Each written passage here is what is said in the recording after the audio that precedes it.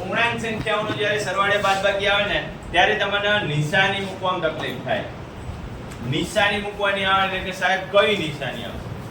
તો બેઝિક જો fundamental clear હોય, તમને કન્સેપ્ટ ખબર હોય તો આપણે કરી શકીએ. કેમ ખબર પડશે? કેટલા છે? 7 છે.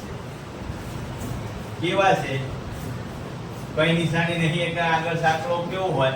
ધન. કેવો હોય?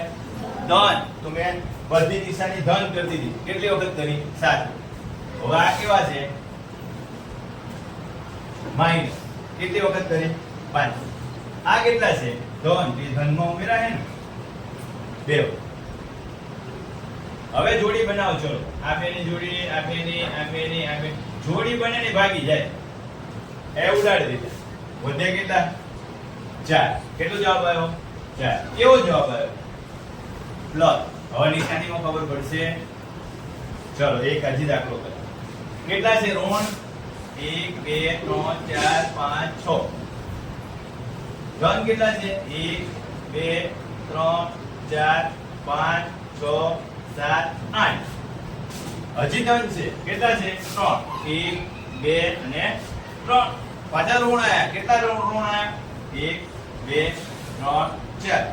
બનાવો જોડી. ચલો આ ઉડી ગઈ, આ ઉડી ગઈ, આ ઉડી ગઈ. આ જોડી બનાવશું ને આપણે.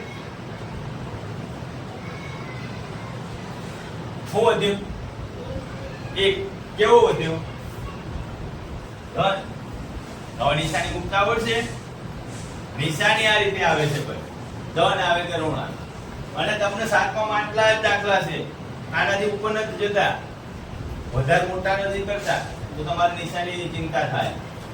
બરોબર? તો નિશાની હવે આવડવી જોઈએ.